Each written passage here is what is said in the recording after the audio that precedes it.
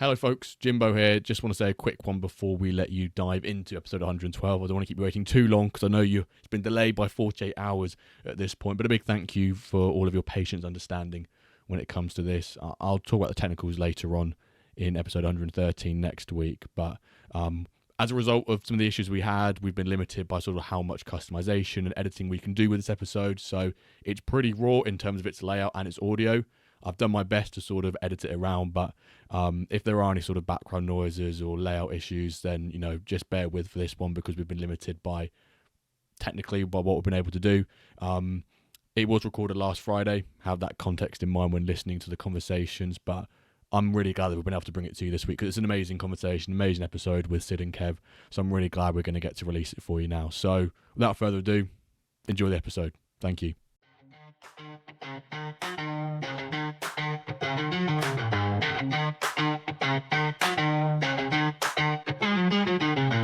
Hello and a warm welcome back to the WenDirkCast with me, Jimbo. As always, we will be discussing the latest NFL updates, transfers, developments, and so much more that has gone on over the last week or so. One important note, as we always like to say, obligatory statement, none of what we chat about is financial advice. Do your own scouting or hire a director of Metaverse Football. Co-hosting this episode with me today is one of our glorious Scotsman MFL, as a particular SR Monkey likes to call it. Welcome, Kev Herd. How you doing, sir? Very good, mate. Thanks for having me on. No, I really appreciate it. It was a bit short notice as well, on a Friday afternoon or Friday evening. So I really appreciate, Kev, you joining us today. And coming on for his first and inaugural episode or into the studio on the WenDirkCast. We tried to get him on last week, but there was some electrical difficulties within his area of the States, we'll call it. But we wanted to get him on for some time. You've probably heard him before in the Ramble. He's I've probably one of my favorite managers to follow at MFL right now in terms of his rise through the divisions and the moves and the waves he's causing in the Diamond division. It is none other than Sid. How are you doing, sir? Doing phenomenal. Quite the introduction. I love it. Doing amazing. I mean, a week late coming to the pod, but glad to be on here finally and chatting MFL with you boys. Awesome. That's what we love to hear. So we've got Sid in for a manager spotlight. So in the second half of the episode, we'll put Sid under that spotlight, ask him a couple of questions about his MFL career. How has it been? What are his expectations for season 9? His Los Galacticos club, his flagship club in Diamond, which I know he's raring to talk about. And maybe he can, share a few tips and things he's identified across that rise up through the divisions that can maybe help some of you guys and provide some tips there. I won't lie, it has been a really busy week for MFL. And even though the Goal Rush event only ended 40 hours ago, it felt like it ended almost like a week ago. I don't know. That might just be me. You guys might think differently. But I guess we have to touch, first of all, on the Goal Rush event. What an amazing event it was. Congrats to MFL FR. I say that with a heavy hand there. Congrats to them beating out the Dirk order by, I think, about 261 goals in the end, which, when you think about it, is literally one or two managers. I think if we take both yourselves, even Sid, I think you got a lot of goals in that event. You could have maybe even made that difference there. Kev, I'll come to you first. Your thoughts on the whole event and how it went down? That was incredible, mate. Yeah, I think I'm still recovering from it myself. I think I had about 8 hours sleep over 3 days. So yeah, it was so good though. What fair play to MFL for putting that on. And the Discords were popping. Everyone was loving it and enjoying it. Brilliant event. But yeah, I mean, congrats to the French guys that won it. It was a shame for WenDirk. You boys led it start to finish almost. So yeah. And yeah, if you had me and Sid in the team, probably would have won it. I think we had just shy of 500 goals between us. I'd say we would have cleared it by 250 goals. Then that hurts me and pains me to think that it's literally one or two managers that made the difference. And we only really lost out on it in the last 15 minutes of the event, which is like, we led for 99% of it, but it doesn't matter if you don't leave the last 1%. Obviously, you two were in the same alliance, the Ramble Discord Divas. Sid, how did you feel about the event? Great event. I mean, first promo of its kind. I was really excited before it even kicked off. And yeah, it definitely got down to the point where it was consistently looking at the timer, right? So there was, I think, a 35 to a 40-minute window after the game kicked off. So I was consistently looking at it and making sure I was getting into the next game within the first minute or two. It was amazing. And like Kev mentioned, I mean, barely any sleep, especially on day one.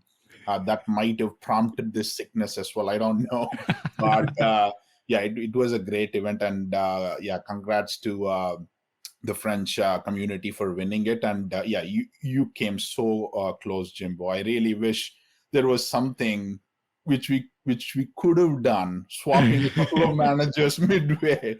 But yeah, I mean, the level of commitment that some of the guys put in was amazing. I mean, I think there were 4 or 5 lads who cracked 300 goals. I mean, not an easy task to do at all. So a lot of commitment from a lot of people. The community was just buzzing through the 2-day event. Looking forward to more of this in the future as well. Yeah, 100%. I think if we could see a lot more alliance orientated events in the future. We've seen how well it brought the community together, and I've said this so many times, especially on the streams this week, that the community is one of MFL's like strongest assets, and if we can leverage that more in these events. Kev, you touched on the amount of activity in some of these discords that we saw. If you in the first couple of hours, every discord of every alliance was, you know, having loads of messages in it. And I found it really great looking through the different discords. And I will admit, when we were leading Tuesday morning, I went into, well, actually, I never was in the MFL French Discord, and I joined it Wednesday morning, right? And I then like typed in Dirk, and I could see them. They were forwarding my announcements in the WenDirk Discord to their one, being like, guys, like Jimbo's rallying them. We need to do something, because, you know, they were a bit shaky as well. They've got everything to do to sort of try and catch up with us. And I think I was speaking to Lucas afterwards when I was going through the raffle stuff with him, and he was like, they were atting individual people, being like, you need to go in and do games. Even if it's only a couple, you need to go in there. So these guys are taking it seriously. And which, you know, I maybe felt like the final couple of hours was the French supporting themselves, and then the rest of the world, the rest of the alliance is supporting the Dirk, being like, come on, you guys are nearly half the size. You've been there at the top for so long. We'll try and win out.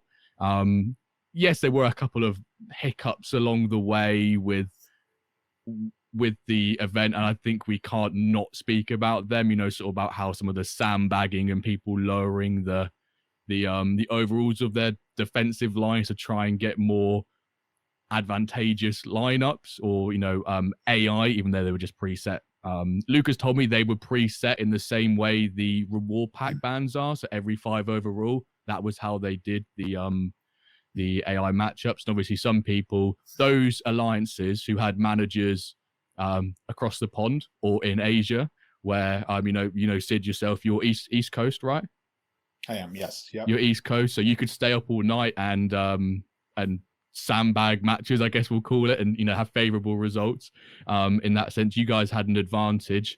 We had a lot of those in the Dirk order, but also it was advantageous for those who had really strong teams in general, because if you've got a 90 average and you put a 40 in, that average drops considerably compared to if you've got a 60 and you drop it to 40, the average doesn't drop as much. So that was where some of the you know, the mishaps were being, and I think MFL did the right thing to interfere there. I did some calculations. It would have been, if they had maintained that, or the trajectory with no interference, the Dirk order, for example, would have met milestone 6 within 20 hours of the event, which I imagine a lot of, near enough all of the alliances may have, you know, got very close to that within half the event. And that's not really what the event was made for. It's supposed to be close towards the end, have a little bit of entertainment at the end.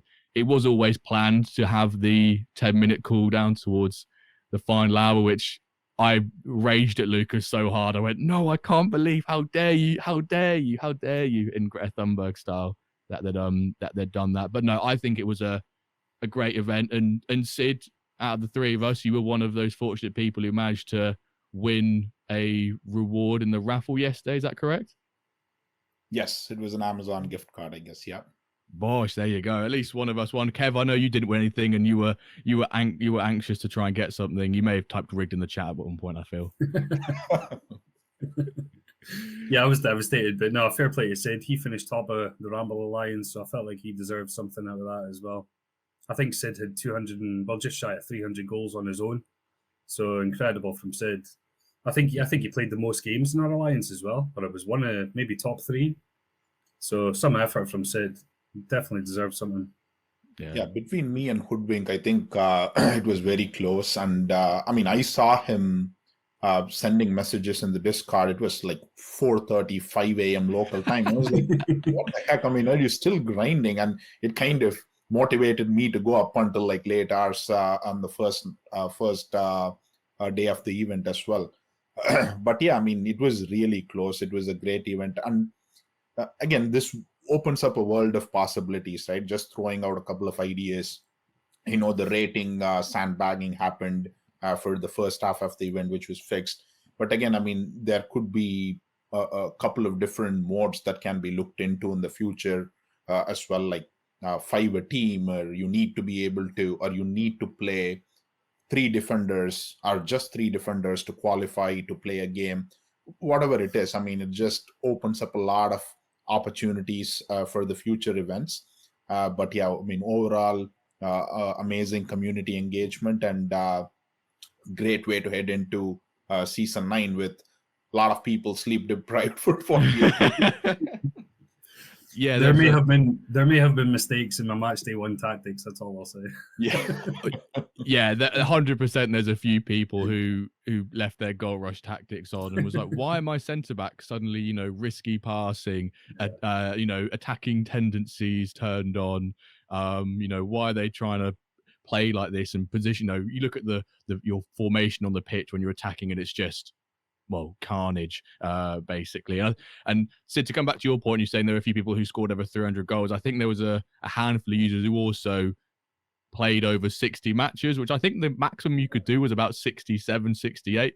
I'm a bit dubious how some people got so close to 67, 68, unless they genuinely, I don't know, stayed up all night. I feel like there is some scientific studies done that if you do all-nighters, it does affect your brain in some capacity in terms of the long term. But if that's the French guys and they did that and they won, they're going to say, you know what, it was completely worth it. And just before the French bash meet, no, I did not have any say in the fact that your first raffle draw was a technical disaster. That was Lucas, one of your own, who was the one who stitched me up royally there. These guys that played 60-odd games, I just have visions of them handing their phone to their missus, right? You take the night shift. Yeah, they must either work the night shifts or their partner works. One works nights, one works days, and they just swap the phone. That's the only thing I can think of. Or, they've got their teenager who does all-nighters playing video games to just click their ones for them or something like that. Yeah, something like that for them. But I think overall, I just echo what you two chaps have just said. I think it was a phenomenal event. It opens the doors for what can be done in the future. And I think I was trying to recap. I think the last time we had an alliance orientated tournament was pre-season 1. So over a year ago now, or nearly a year ago. I think we did have a sort of a community tournament back in season 2, season 3, but that was like a massive IMFF Cup. So not alliance orientated. I think the alliance has showed it's bringing communities together and it's a lot of fun. So I think a top event that I can't wait for MFL to sort of do more of that. So right, let's move on to our moment of the week, or how's our week been? I guess we've already touched on the goal rush element of it, but Sid, I'll come to you first. We've had 2 match days now of season 9. How have those 2 been for you so far? Surprisingly good start. My teams usually start really slow. Looking at my last season's diamond, at least the first 3 match days, I think I lost the first one, drew 2-3, which was against potential relegation contenders against my side as well. So I got like 2 points out of 3 games. Mhm. So Diamonds definitely started strong this time. Silver not so much, got kind of thrashed in the second game yesterday. Was just pinging Kev on the tactics. I wanted to try out a 3-5-2 to see if it works remotely as it did before. And the answer was clear. It's not. It's not working whatsoever. It's significantly different from the 3-5-2 block, which seems to be quite solid this season. But the 3-5-2 flat, I mean, I just got outplayed completely. But yeah, I mean, good to learn that lesson early on in the season. So hopefully can carry on in the right trajectory for the rest of the season. But yeah, I mean, can't really complain. I mean, decent start for me, especially the Diamond. Didn't expect 2 wins out of 2. So a very tough matchup today, but I'll take 6 points out of 2 games. Yeah, very nice. Do you care much about those, say, early mishap results? Are you someone that gets tied and focused to those early losses or where things may have done well in pre-season, but then in the real games they don't go right? Do you sort of panic? You panic stations, or are you pretty calm and go, actually, let's give it a couple more games and see how it goes? No, I try to not do knee-jerk reactions or knee-jerk tweaks to the game.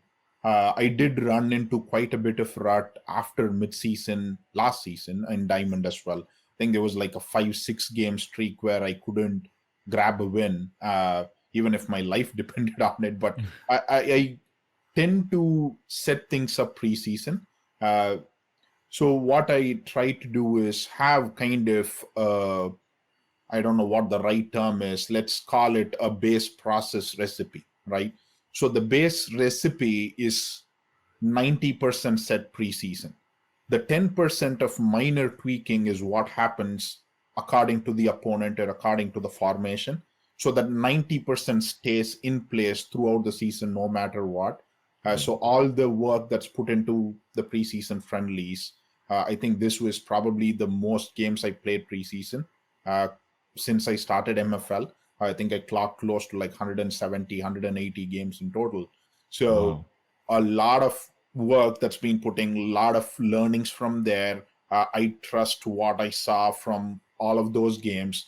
So set that 90% up, and then depending on who the opponent is, what their strengths and weaknesses are, minor tweaks here or there. Even if the results don't come, kind of trust the process through the rest of the season. Yeah, nice. So in terms of, I was asked this question now, if we had to put a number between 1 and 10 on this week of season 9, how would you rate it so far? Would rate it a 9, absolutely. Except for my, the 1 silver loss. I mean, really good start for the rest of the teams. Gold Rush was amazing. The best promo that I've been part of in MFL so far. So a solid 9 from me. Solid. That's the highest score we've had in the last 2 or 3 weeks. We've done that. So, you're on that podium there right now. Kev, I know yesterday when you tuned into the watch long, you said you had a very tasty match day 2. Not sure how match day 1 went for you, but how's this week been for you in general? Well, funnily enough, I was going to go with a 9 as well. Okay. I'm really happy this week. So, Gold Rush was incredible. So the Ramble were the first team to hit level 6 in the milestones. One of the smallest teams in it, finishing 5th above some bigger alliances. Incredible start to the week. Great feeling all around. Big shout to Yorkshire T lads as well. Oh, they're a huge effort, yeah. 42 lads in their alliance, and that was incredible that they hit level 6 as well. So, but it was only us and WenDirk that did it. So, incredible stuff. Only 3. I think someone in your Discord, DQS Smooth, posted a graphic of the goals per match. And I think it's us 3 alliances, so the Dirk Order, the Ramble, Divas, and Yorkshire XP, who all had like above 2.2. And then the 4th is the MFL French. It drops to 1.7. So there's nearly half a goal per game more that those top 3. So it showed how much I think it, the difference was. And it's quite clear those 3 alliances were the 3 that got the milestone 6. And it all came down to participation at the end, didn't it? And those 3 alliances put in the most work. You can tell by the goals per game, the amount of members in the team that we had. So incredible effort from all 3 of them. And yeah, so match day 1 was a bit of a shambles. I actually had 3 wins and 3 losses because I'd mainly goal rush tactics still left over. So that was just a joke. That was a shambles. Because what I did in goal rush was I was flicking between different teams. So I'd start a game with the Ramble, then go to like the Aberdeen team, then go to the D-Gens and so on. So I couldn't remember what goal rush tactics I had. And I didn't have much time on match day 1, so I was just a shambles. But yeah, thankfully match day 2 had a bit more time, sorted out the tactics, and won 6 out of 6 games. So buzzing with that. Yeah, 6 out of 6 is solid. Yeah, some big wins in there as well. Beating Duff's team, big win in bronze against a better team, and a big win in iron against a good team as well. So yeah, I would say 9 out of 10 for the week. Barring match day 1, the wee blip with the goal rush tactics, it's been a phenomenal week. Well, I reckon if you two boys go for the 9s, you've both left a 1. So I'm going to combine those 2 1s and go 2. And I'm going to go 2 is my... no, 2's a bit low for me. I'm probably going to go for a 5 for my week. My Wyverns have lost both games this season, which is shambles. Oh, no. We lost the first game 3-2 and lost the most recent game 1-0. The 3-2 one was particularly painful because I conceded the 94th minute, but didn't realise it was the 94th minute. And then suddenly once the goal went in, it just went lost. And I went, I thought I had a bit more time left. I didn't quite realise it's the 94th minute. But this is why I asked you the question, Sid, about do you react, aggressively, or are you rather calm when it comes to, if you lose early matches? Because a lot of managers you see, they'll play one game and go, my tactic's not working. What do I need to change? And I think sometimes you've got to at least try and get a little bit of a trend going, like 3 games, try and get some averages of data, maybe because, one time could just be unlucky. But if it happens 3 or 4 times, that's when you may need to address things. And I'm kind of a bit calm right now. I'm going to give it another 2 more games. I will tweak some small bits, but let's go back to your 90% base. That 90% base is going to stay the same for my Wyverns, but I'll just make some other tweaks to cater for the opponent. I've got Cincinnati's team, FC Cincinnati, which for those who listen to this pod know that I absolutely despise that team because it's just far too powerful for bronze, but his tactics are just somehow just like in the gutter every season. So I can somehow get a result, but it's only when I play him, the back 4 is averaging 88 or something in bronze. And I'm like, what is going on, man? What is going on? It's so tough. It's so annoying. He yo-yos all the time. But I think you always seem to beat him though, don't you? Or finish above him. I usually, I think a couple of times I finished above him. The one time I didn't finish above him, he finished first, I finished 3rd, and he went up and then he's come back down. But I was like, I don't want to play you. And it's the 3rd game. It's the one where I've lost the first 2 matches. Then I go into that 3rd match going, I probably have to rotate a little bit with some of my players to really start my routine of how I want to, sub in and out players. And I go, I don't want to do that because I want to go full strength because I feel like tactically I can beat that side. But if I don't beat that side full strength, I put myself in an even deeper hole for the 4th game. So it's all this whole mind games with yourself. Yeah, it's mind games with myself. I'm like, I'm damned if I do, I'm damned if I don't. So I don't really know what to do. But I think my other teams, I have a Flint team from a trial club, which, I said this before, those listening, how did you get a trial club, Jimbo? I was allowed to show off the process of what that onboarding looked like for terms of new users, because unless you were a new user, you didn't get to see what it looked like. And I think maybe for those who are new to the game, they want to see how easy it is to make a club. So I think I did a video of that and posted it on Twitter. And although actually I will go ahead and make this team, I think I'll run it for Flint. It'll be quite cool. Maybe see if I can just bring in players. I've won my first 2 games. I think I'm in a league with 7 other trial clubs, I believe. And I've got all of my tactics set on balance, not even touched it, but it's got a 3-5-2B because I cannot go anywhere else apart from that. They have to be universal across my agency because then it makes my squad building nice and easy. But, at least the Flint club's doing something right.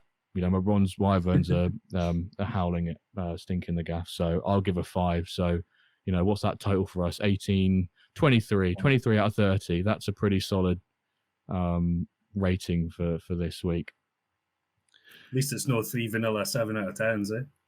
Exactly. Yeah, that would be a lot worse. 3 vanilla 7 out of 10s. That will happen one day. 3 vanilla 7 out of 10s. We're averaging close to 8, so it's still higher than the previous. Yeah. Jimbo bringing us down. Try to sandbag the scores of everyone, right? So, dev updates. You're probably wondering, hey, the dev update's not dropped yet. Not to worry. They may have dropped. Are they dropped? No, sorry, it's an announcement of the cup schedules, which are out already. You might be wondering, actually, Jimbo, the dev updates aren't out yet. Don't worry, I'll come prepared. I've already DM'd Yaks for the dev updates, just so we can get a little bit about it now. We'll start with the one that you should all know by now. Well, technically, you will know about all of these because the time you listen to this, it will be out. So there's even no point me going, oh, you're not going to hear these. Kevin and Sid will hear them for the first time right now. But the one we do know about is the possibility to load tactics presets from other clubs. I'll ask your guys' opinions on that. Kev, I know you're nodding your head furiously in success and energy over that new development. But this is what Yak said. The goal rush final improvements and custom pictures. So that was obviously done prior to the event. And obviously, we didn't even touch on the custom pictures. How great is it to see some of the custom pictures, by the way? Your Ramble one looks great. I love it. Brilliant, with the monkey in the middle. Ramble Discord Divas, fantastic. And you got the little sort of like tint of orange, or for us it's the purple in the corner. And I think I'm going to have to maybe try and shift some of my way colors for my clubs to try and match that to get like a purple on purple sort of color scheme going there. And I love bringing them up on the stream and seeing like, oh, you've been in that alliance, or you've been in this alliance. And I think it shows that people are really excited for that, but they're just a pitch at the end of the day. Like, they're not even sort of something you can trade or something you can sell or buy, but people love that unique collector's item, which you had to be there to witness it, sort of thing. So, well, I was kind of, it's good that you should mention that, because remember when the flag pitches came out? I think it was just before I joined. For the Euros last year, yeah. Yeah. So I joined November last year because it's coming up for a year of MFL for me. And I just remember seeing all these beautiful Euro pitches when I joined, and I was so jealous because I couldn't get one, you know? Yeah. So there's been, I think the unique ones have been the Halloween, what am I saying Halloween for? Bloody Christmas calendar one from a couple of years ago. And then the Euros, and now this one. So yeah, if you see the Christmas one, it's kind of obvious. It looks like it's snowing. So, for those who haven't seen that. And I guess they are quite rare to see, because unless we've got a bigger community now, and back then, I think it was 2023 Christmas, we had those. So it was last while year. Ago. Was it last year? Yeah. Oh, maybe they did it twice then. So it was 24 December, I believe, yeah. Oh, nice. Maybe it was December last year. Well, I stand corrected. Thank you. Giving out part of was it the Christmas Advent calendar? Yeah, they did an Advent. Yeah. Was that last year? I swear that was 2 years ago. Oh, no, it was last year. Yeah, there was a daily drop, I believe. Have they done it 2 in a row? Maybe they've done it 2 in a row. They did. It was 2 years ago. They did a Christmas event. They did a Boxing Day clash 2 years ago.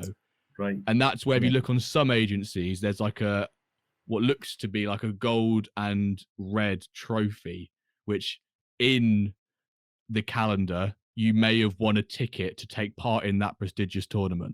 So only like 50 people got to play in it, or 40, well, whatever the round number is for, 32 people got to play in it. So that's quite like one of those, a bit like the pitches. If you won the tournament, you got that trophy. And if you didn't, you're never going to get it, sort of thing. But the same with these pitches. So, they had the custom pitches, the final improvements of Goal Rush. They said they've started few experiments with adding more sounds to the match engine, or to the match, such as crowd cheering, for example. We have some of the goals, the refs blowing their whistle, but a little bit of crowd cheering. I know Palmer had been ranting on about this a couple of weeks ago, I saw. So, it's good to seeing them. The Palmer light bulb, if it's not Palmer, it's got, no one else is getting it added, so to speak. They've worked on improving the onboarding, and I think this is quite, honest and transparent here for MFL. This is what Yax said anyway, which he may be different dev updates, but we have a pretty good onboarding for trial clubs, but after creating the club, we lose quite a few people. So we're working to guide them more into signing their first contract. So that's quite a, quick understanding of, well, we've signed a lot of people, but they sort of just fall at the last hurdle, sort of thing. So identified that, let's see what we can try and do to make that onboarding smoother. They've worked on infrastructure to better handle load during matches. You probably saw it all during the Goal Rush, where you had the little loading spiral sometimes popped up. I think they said there was about 500 or 400 matches were being played at the same time on that first sort of half an hour of Gold Rush. Finalization of the improved integration of custom kits. So maybe that might be on its way soon. And then big progress on the UI for club delegation. and I'm gonna pick out the word big progress, because I feel like he wouldn't put big progress unless there was big progress. Sid, from what I've just mentioned there, and I guess with the preset tactics as well, anything I've just said that takes your eye, you want to make a comment on?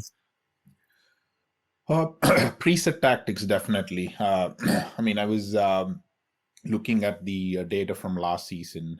This again, just talking about the Diamond Club. I ended up using, I believe, 14 different formations. Oh, wow. So it was over the course of, I think, 31 games. So every time I go in and try to put a different formation in, I'll have to set everything up from scratch, maintaining Excel sheets and screenshots and whatnot. It's not fun.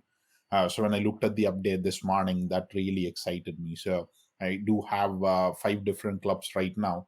So it gives me 25 different options to pick from and just carry it through to whatever club or whatever game I need to set it up for. So that is really good, great update. In terms of the trial clubs, I mean, I did see the number. I think it was from you, Jimbo, in one of the last streams. You mentioned around 1,400 or 1,500 new users. I do have an updated number. I have an updated number from yesterday afternoon, but whilst we're on it, I'll actually go look at the number live from MFL Assistant. It currently stands at 1,671 users of the trial clubs. Wow, that is a great number and a step in the right direction as well. And yeah, I mean, hopefully we can have something in place to help out those new users, at least like early stages, right? Have some default players assigned to a club. I mean, whatever it is, so that it makes that onboarding process a little bit more easier and persuades them to get that first kickoff going. I mean, easy for people to sign up and say, oh, I got to go find 15 players, 16 players now. I mean, I don't have all the time in the world for that and just go away. So hopefully that process is a little bit more seamless and we get these users to stay on for the longer run. And kits as well. I mean, I've been long wanting these kits in place. I mean, my OCD just hits differently whenever I see 5 different kits pop up on my home screen within the same squad. So I'm like, just give me white, black, whatever it is, just the same color across. So hopefully that's in place soon. Yeah, solid update so far. Yeah, Kev, when I mentioned the changing of tactics between clubs, massive smile on your face. You've been wanting this for a long while. I know you have. Yeah. How excited are you for this now finally being in the game? I am absolutely buzzing, mate. Yeah, really happy. I've asked for it for ages on pods and Twitter. I'd still like a little bit more added to it. I'd like extra slots as well. Like Sid just said there, he'd be using 25 slots against 5 teams, but you might want the same tactics for the same team, so you'd need extra slots for different tactics. Well, me and Sid anyway, because we're just formational maniacs, so we'll be, saving 20 different setups for one team sort of thing. So yeah, but yeah, phenomenal update. That's massive improvement for me from where it was. I was playing around with it today, and I was using, ramble tactics for the degens and stuff like that, and it was really cool. So yeah, I really enjoy that. Brilliant change. Yeah. And the other stuff. So yeah, trial clubs, phenomenal. That's amazing numbers. What was it, 1,700 and something? Just over, yeah, just shy of 1,700. Yeah, phenomenal numbers. I guess now the key for us as a community and for MFL is how do you convert those users into actual clubs, actual players, And what I would say is if there's any new users listening, please do jump in the Discords. Everyone's willing to help, free loans, advice, all sorts of stuff. So, it's not a case of you have to spend X amount of money. No. All you need to do really is buy a club. And for your first season, you'd probably get free loans, So there's loads of people willing to help. And yeah, custom kits, buzzing with that one. Looking forward to that. I'd be all over that. I'd be spending hours on that every day, Yeah, that's what I love about something like custom kits. As I've said before, you can either spend like hours on it, you can spend minutes on it. Yeah. But that's what it's there for. People will spend, you said you're like, oh, my OCD, I need to have all these the same and whatever. You'll spend loads of time on it. But someone who just has one club, they want the kit, right? I can pop it on there, but they'll still get the same amount of enjoyment. And that's probably that's fundamentally what we're trying to achieve there. The trial club bit, and like I said, was quite refreshing to hear them saying that they'd acknowledged like almost a problem with the onboarding quite early on. Because I think if you look at the amount of trial clubs we've got, just shy of 1,700, but actually there's only about 600-700 more clubs in Flint. So you can see there must be a lot of people who have got the club and then just fallen at not acquiring players. And for us, it's relatively straightforward to acquire players because we know that process. But for, I guess, one of those that with the transfer window, the longer or the closer you get to the end of it, in theory, the harder it will be to acquire players because there's less out there, right? The supply of free agents has decreased. Someone came into the stream yesterday and went, if I bought an Iron Club with transfer window closing in 12 hours, do you reckon I could fill it? And I went, I reckon you'd find it bloody tough. Maybe you could fill it by either overpaying off free agents on the marketplace, overpaying on maybe kind of overpaying in the on the rev share, but maybe not because managers might want to get their players on a club before the transfer window ends. Or going at the low end of the scale. Yeah, exactly. Or you're not going to get the players that you want to, and you may have to just bring in 17 players and try and go, hang on, right, I've got 17 players. What formation can I play? Oh, look at that. I'm shoehorned to 5 at the back for the rest of the season. And whereas, chance favorites are prepared and being planned up front, if you bought that club the second half of the season in preparation for season 10, yes, you could definitely get that all set out. But I guess what I'm trying to say there is maybe that's, some of the people who get a Flint club, a trial club towards the end of the transfer window just don't have the time or capacity to bring in those players. But if they can be guided a bit more, because I can imagine it's quite intimidating for a new user to find out how to sign a contract. I don't know what that tutorial and the onboarding, the checklist looks like that they get rewarded for. I know we've seen some photos of it, but I don't actually know how is it in the face. Is it sort of just like a little thing you can minimize? Is it really trying to prompt you? So I look forward to seeing what MFL come up with that. So yeah, for sure. Yeah, I mean, it was when I joined, it was quite daunting because I didn't know anything about the game. I didn't know how to navigate the menus, how to sign a contract, what the 3 yellow dots were, none of that stuff. So I was lucky I had Smoggy and Hoodwink to ask every day, and I was in their DMs every 2 minutes. How do you do this? How do you change that? So yeah, I mean, but there are so many bigger communities just in the space of 11 months. Yours is massively grown. Ours has grown. Obviously, you've got the main MFL one as well. So yeah, if you just jump in all these Discords, you'll get loads of help, loads of advice. And no questions too stupid when you're a new user. Yeah, I mean, even the player availability, right? I know you touched upon this, Jimbo. So I did make like about 15-20 players available on auto accept and 0%. So I believe there are some players who are available as FAs for low rev percentage. But yeah, how do you guide new users to get onto that page? How's the navigation system set up for them, at least for the first week or a couple of weeks, to be able to fill the squad? I think that is going to be key for MFL to be able to sustain this going forward. Yeah, because even just a final piece before we move on to Diamond, which I know you'll be happy to talk about here, Sid. But like the player contract, for example, you have a tab in your HQ for incoming offers on your players, but if you've sent out a contract, you have to go into your club's contract page. And for us, that's obvious. We've done it so many times. But for a new manager saying, oh, why is my contract I've said not in my player contract have my HQ? No, it's in your club one. And I can understand why that is confusing for new users. So maybe sort of highlighting where those are. But it's one of those that once they've done it once or twice, it becomes second nature. But it's about guiding them and helping them, to become second nature. So, but they do a tremendous job on it, and they're very reactive on those things. I'm glad they picked up on it within, near enough 10 days of it. Trial clubs being released. They went, actually, we've got a little bit of a problem with it that we need to try and increase our sort of onboarding strategy. So let's transition to Diamond League.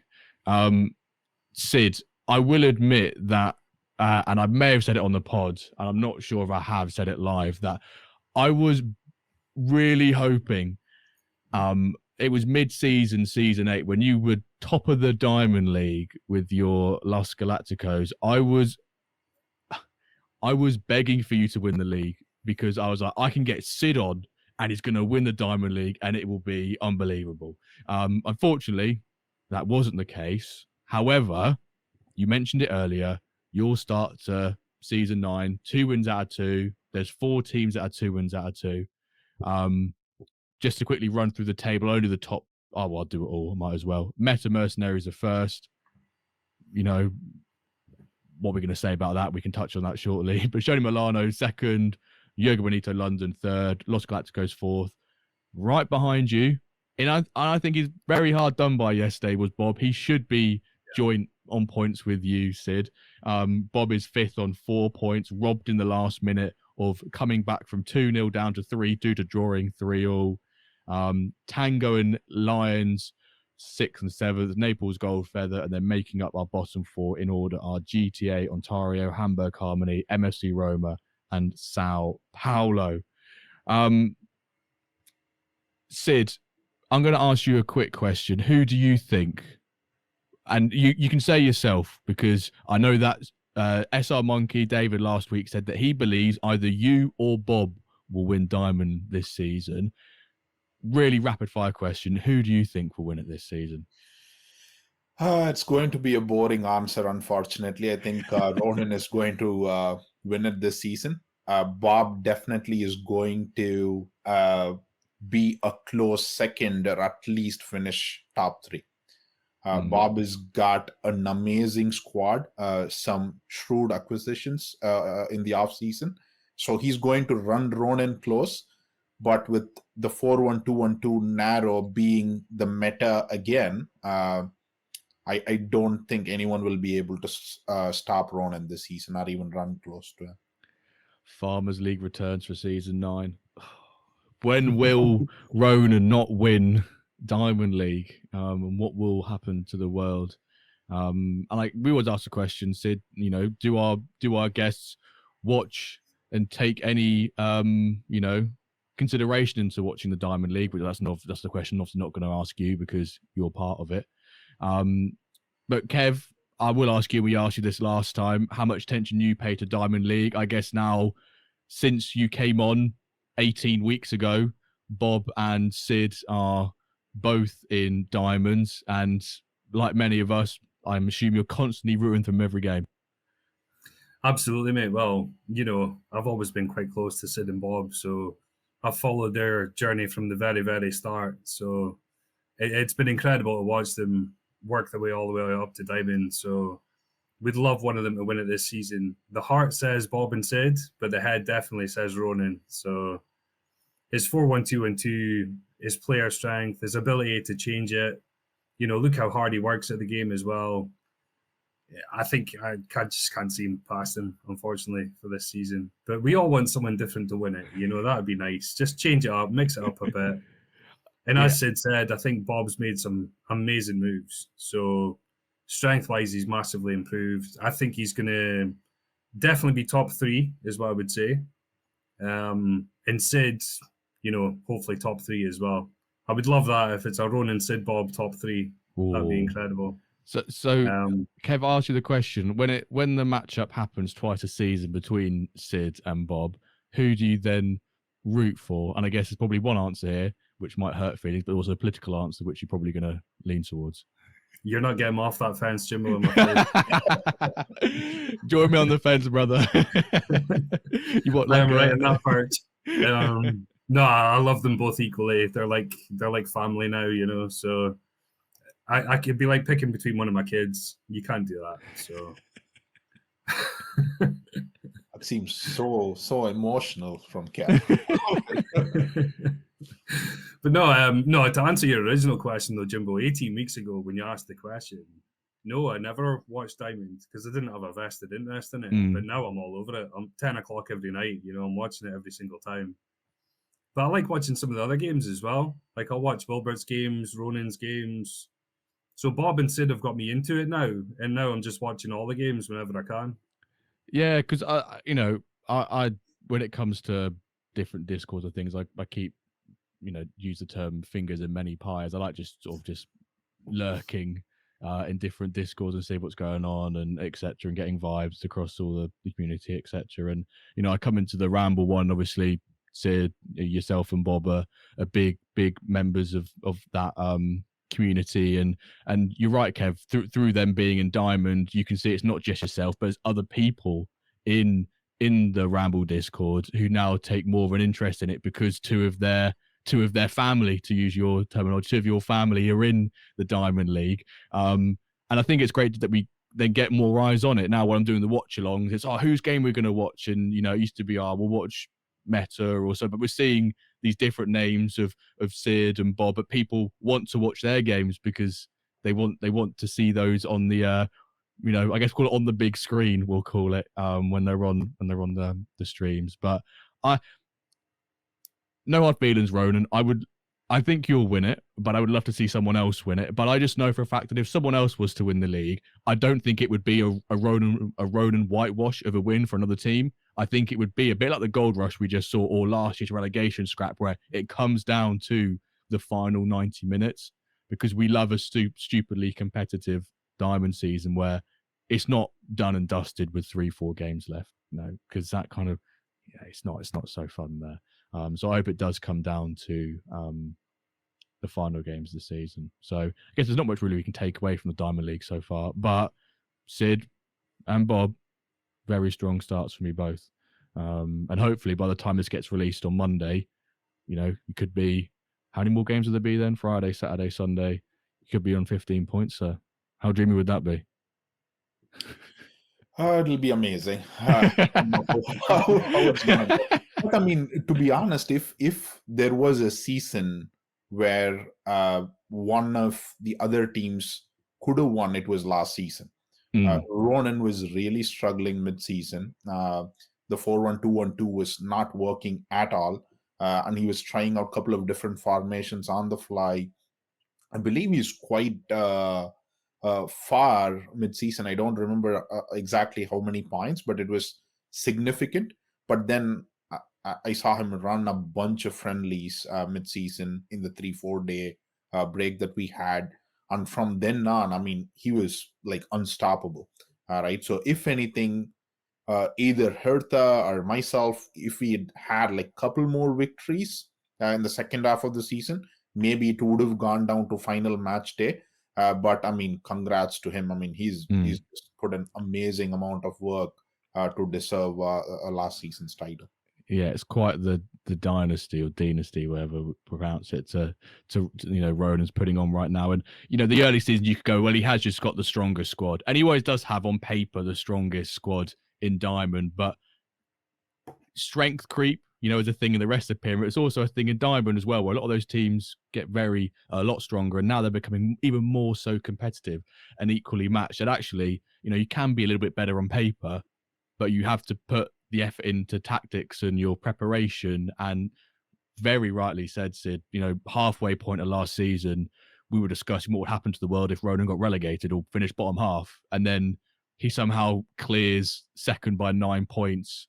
And that was, I think it's his shortest, or apart from the season he didn't win, which was season 2 or season 3, that's his smallest point sort of gain on second position. So maybe, fingers crossed, it's an extremely close title race this season, leading into season 10.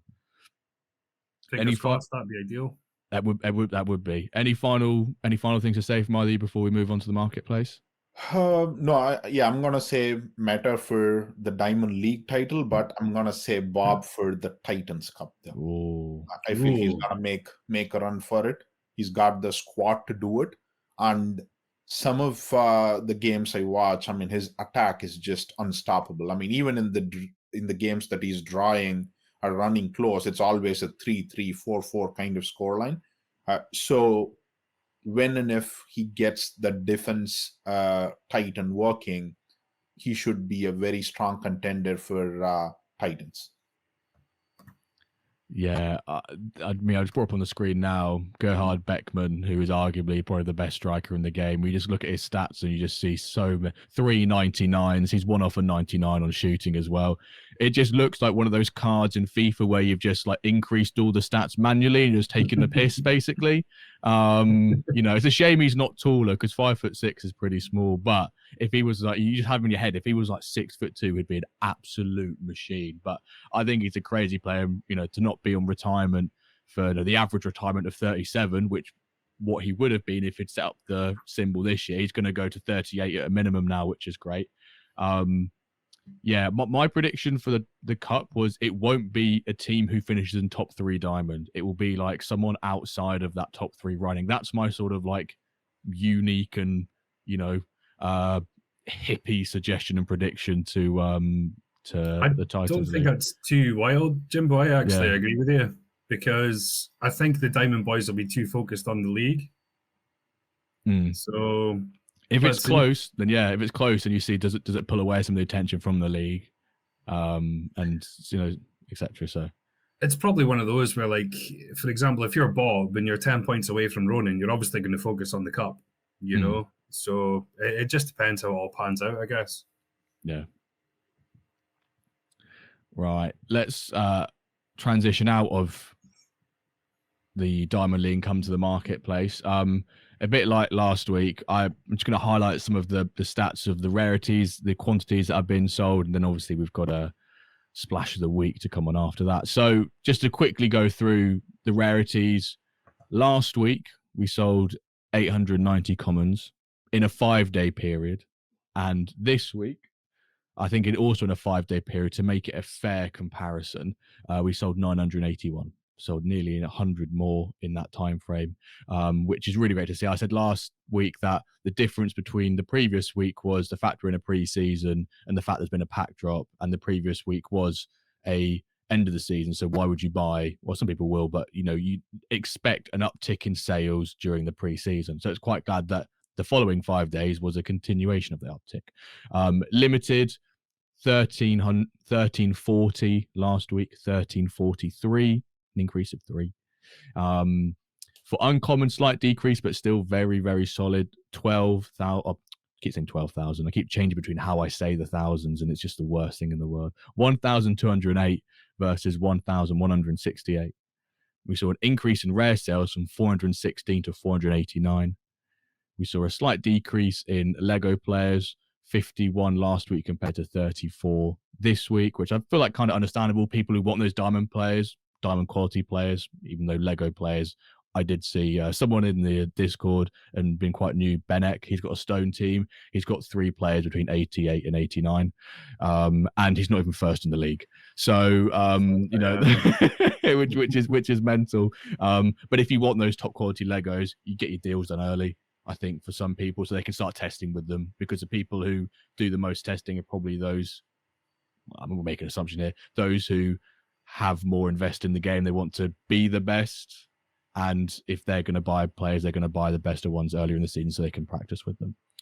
And then finally, 288 clubs sold last week, 177 so far this week. Kind of understandable, with last week was the big, nearly the full week of pre-season, and now we're coming up to the start of season 9. Well, we are in season 9 now. Expect that number to go down. So Sid, obviously, we usually ask our guests how are they when it comes to attacking the marketplace. I know last week you were the splash of the week, which would have been great for you to be the splash of the week and the guest we had on. But when it comes to the marketplace, are you someone who is pretty active within there, does a bit of trading each season, or here and there?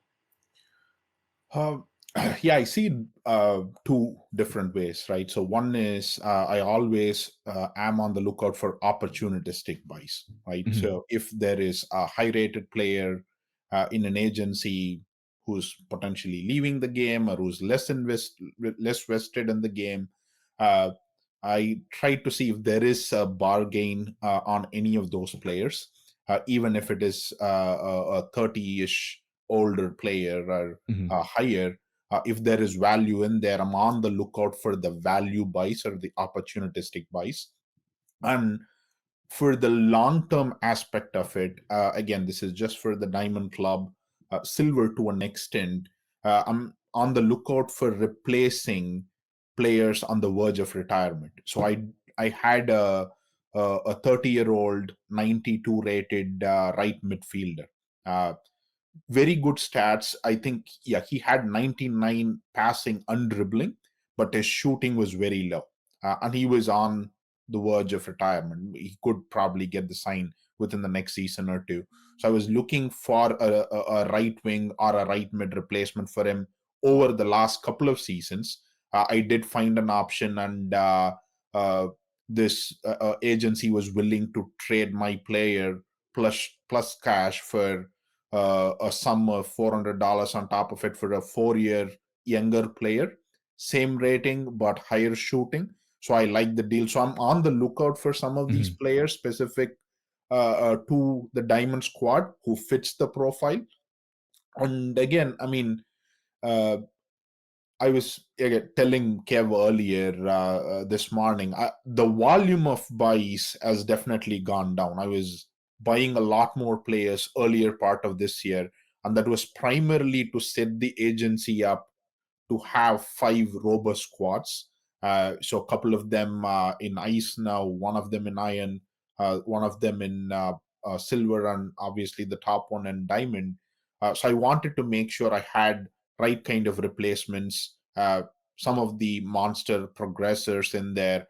So I try to have this mix of players so it's not too skewed towards one side of the table, be it too older, like not a lot of 30+ year olds, and not a lot of 75 to 80 rated as well. So it's a mix of players that I like, that I could plug and play basically between these 5 squads. So right now my focus is to try to get at least 1 or 2 good progressors per season, regardless of the age. If they go up +4 or +5 in a season, try to look at their earlier progressions, and if it makes sense, then try to get them into the agency. Yeah. So would you call yourself a bit of a negotiator then? Like if you were to see a good price or a good player profile in the marketplace, you're someone who would go and try and negotiate with them to try and get yourself a good deal? Yes, 100%. Yeah, I shouldn't say every. I mean, most of the players that I like, I mean, it's definitely a 2-3 day or even longer negotiation. Yeah. Very barely I pull the plug on a player right away, especially if he's been sitting in the marketplace for quite some time. Then you start to question the value of the player, right? Yep. So it's always negotiating with the manager to try to get the right price, or a price that we both are happy with before the transaction goes through. Are you a cold caller? Do you ever knock on someone's DMs and go, "I like your player. What's your price?" Or Most of the times, yes. So fair enough. And I do actually remember when you were saying you earlier in the year you were buying a lot of players to set up the agency. I vividly remember in previous episodes, we could talk like 30 weeks ago now, 25 weeks ago, Cal was saying, "Oh, Sid's bought a bunch of Lego players," or you were in the Ramble Discord and people are going, "Oh, nice pickup, Sid," and you're going, "Yeah, I bought him for this, that, and the other."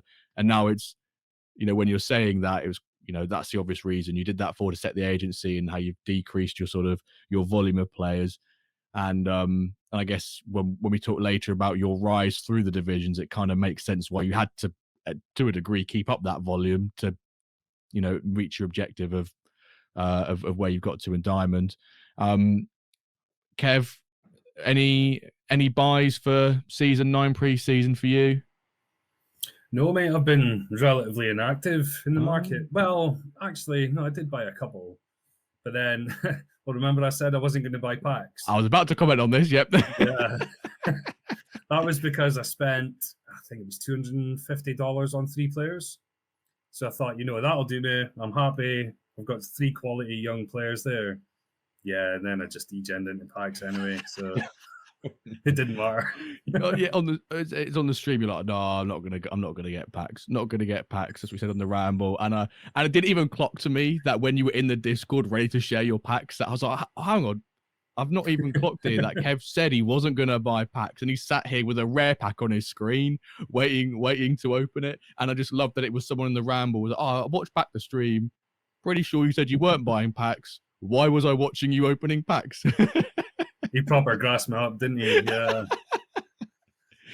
Can't even degen in peace. No, so. Exactly. Because it's it's all on the blockchain. It's all there. People can watch it. People can go onto your account and say, "Oh, pack bought," or etc. So there's no getting away from it.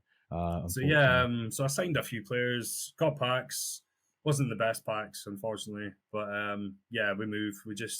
I've loaned them out, popped them in dev jail. So hopefully get a monster progressor. And if you and we would have all got the maximum amount of dev jail passes as well from the event. So we've got 1, 2, 3, 4 season common, and then we've got a 4 season limited and a 4 season uncommon. Which I think the 4 season uncommon one's pretty nice, to be fair. Actually, love that. Yeah. For me with dev jail, it's always like 4 or nothing is the especially with Spark and Flint, you can get someone out on loan with relatively good game time, probably earning about 85-90% of their XP, and they're going to be earning you MFL. It might be negligible amount, but it's still earning something, which is better than just using a pass which you might not actually see any progression from. So I think we've said before, have a player who shows signs of progression, rise, and then put them in dev jail. Don't try and just hit and hope. I think you need to see a little bit of evidence that they could be a shooter and then commit to them in dev jail, not just sort of, closing your eyes and throwing darts at a board hoping to hit, 180 every time, where, if you just open your eyes, it's a lot easier to do that and see the progression. So yeah. Or as I prefer to say, if you throw crap at the wall and see what sticks. Exactly. And go back to your point about packs, Kev, if you stop buying packs, you're never going to get Lego in a pack. The day the Ramble gets a Lego in the pack, imagine if you don't buy a pack and then suddenly someone else does. And imagine David opens a pack, Jimbo. And it could have been you. It could have been you. That was the problem. FOMO got me.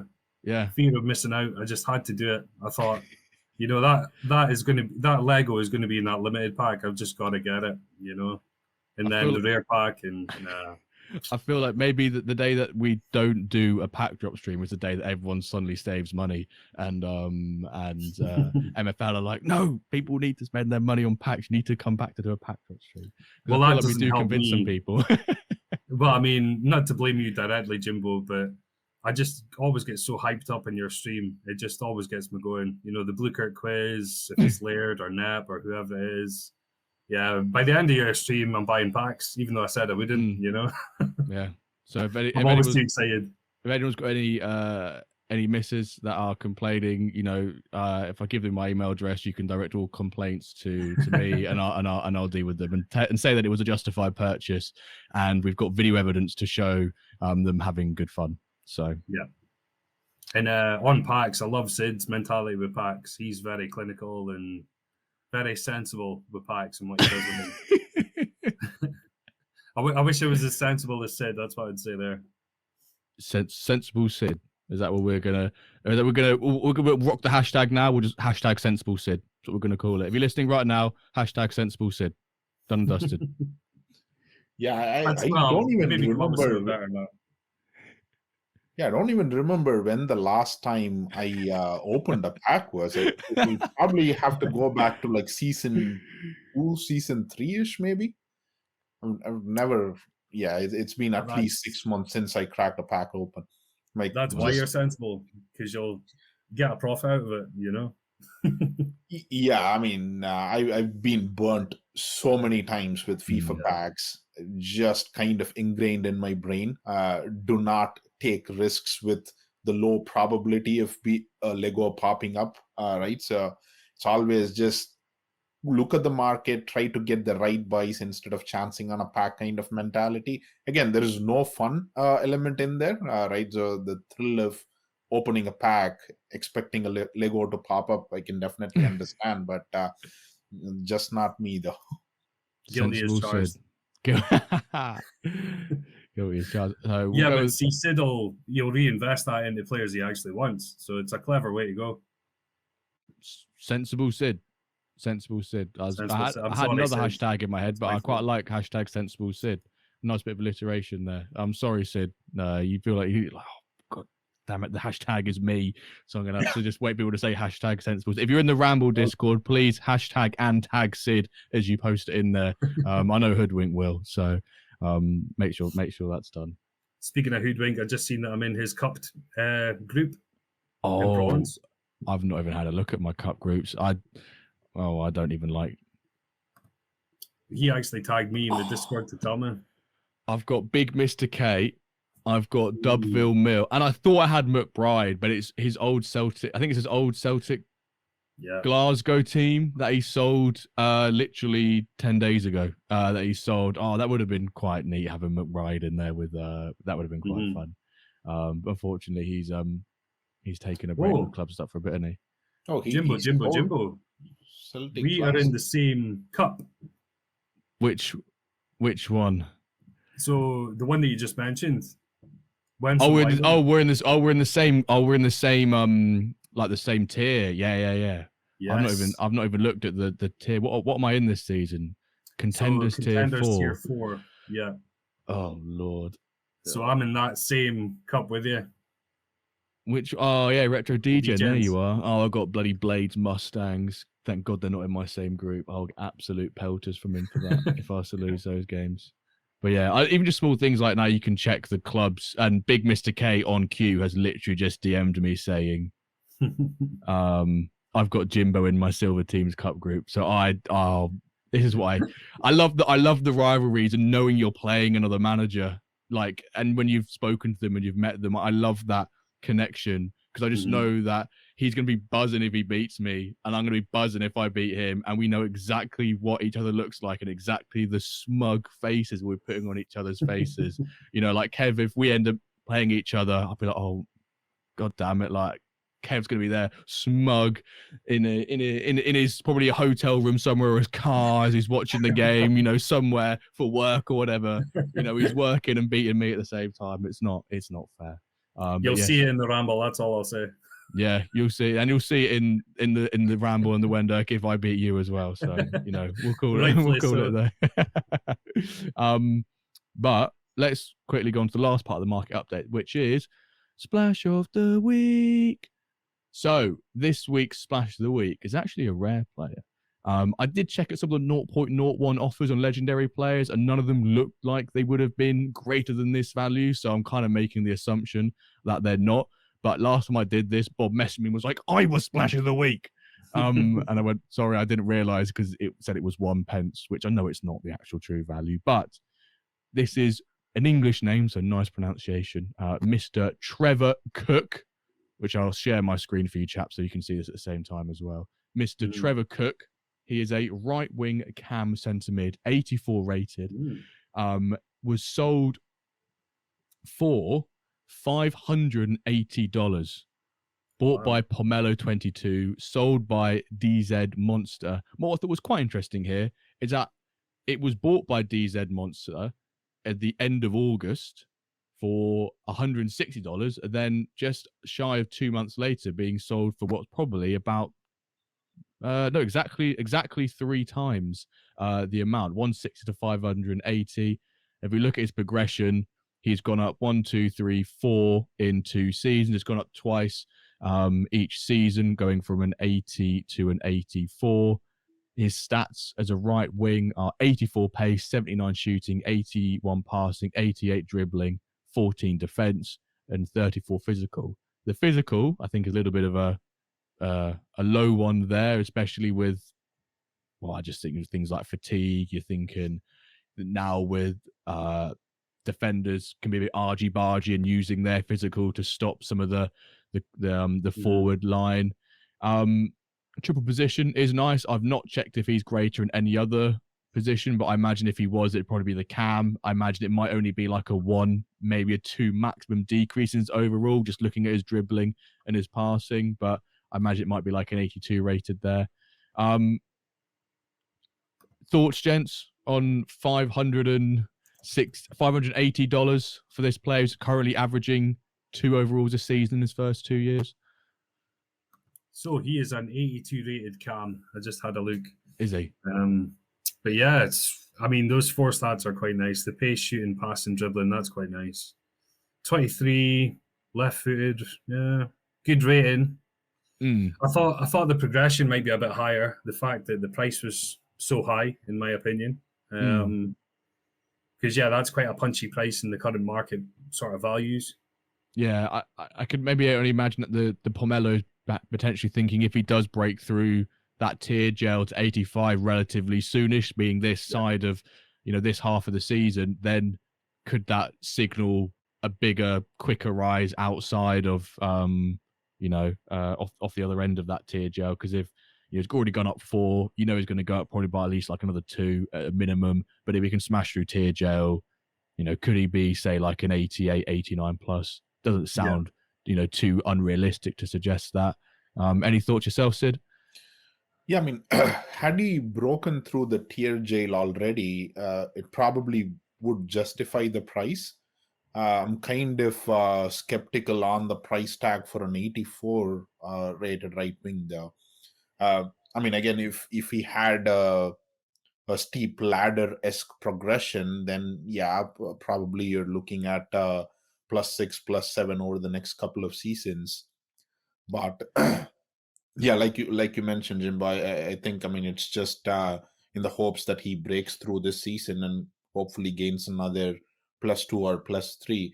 But yeah, I mean, the way the market has been over the last month or two, could probably go in and check for an 87, 88 rated winger for a much lower price. So yeah, I'm just curious to see what the reasoning is behind the steep price tag. To use, go on, Kev. Sorry, Jimbo. I was just about to say that's exactly what I was thinking, Sid, when you said an 87, 88 right winger, because McBride sold his for $350. Yeah. Yeah. But he was a bit older. I think he was 27. 88 rated, I believe, as well. Yeah. But only 27, so guaranteed at least another 5 seasons and 4 ratings higher and better progression. So, yeah, for me, it's a high price, but a good player, though. Brilliant player. I agree. I think it's a particularly high price to use a term. I think Calva or maybe even Dio many seasons ago said hashtag premium progression or progression premium. Sorry, was what this has inflated this price. Looking at his previous 2 seasons, he played 4 games in season 7 in Iron, and then he played 16 games in Stone in season 8. So maybe that's had some influence. Where actually, if you're an 82, 84 rated in Stone, and you're going up +3 last season, is that a sign that even with I would assume quite a fairly reasonable penalty on that XP, particularly from maybe without looking at the training environment, we can't comment on that, but from a match XP penalty, that might be quite pertinent. So that's a good point. Yeah, it's a good point. You would look at that and think, if he's in a better league, he's probably going to progress better. Yeah, I guess that's what I would imagine. Now he's in bronze, and the folks list him for 1,500. So I doubt he's going to get that for it. But God loves a trier in that sense. Maybe that is his plan. Maybe he's trying to flip it. Maybe he wants him to hit Lego for a quick flip. Who knows? Let's just hope he doesn't turn out to be Calva striker. Bloomin' Dempsey. I've not even checked on him, bless him. I'm hoping that am I hoping that he's not progressed at all? No, I would never. I was this close to buying him. Very close to buying him back again, and this was in Jan or Feb. I believe the agent who owned him was the German Aussie was his tag. I still remember it like right up because I was trying to reach out to him, and he was like sticking to his price tag. I think he was listed at like 450 or 500. 500 exactly. Yeah. Yes. Yeah. So it was a decent price for an 84 rated striker back then, because there wasn't a lot of Lego strikers available. I did want to bring it down a bit, and then one fine day go in and see Calva pull the trigger on it, and I was really hoping he would progress. I don't know where he is now, but he's not gone up a single individual stat since he bought him. Oh wow. Oof, yeah, it might be the most, it could be, he's the guy who goes up +1 throughout his whole season. That could be it. And I feel for Calva, but they'll have to clip his video up where he goes in his YouTube and goes, is this a good buy? I think so. And then that's going to be, forever in the history books at MFL as potentially one of the most horrendous transfer purchases in MFL history. But we love you, Calva. Right, before we quickly jump into the manager spotlight, Sid, behind you, you have a rather lovely Raul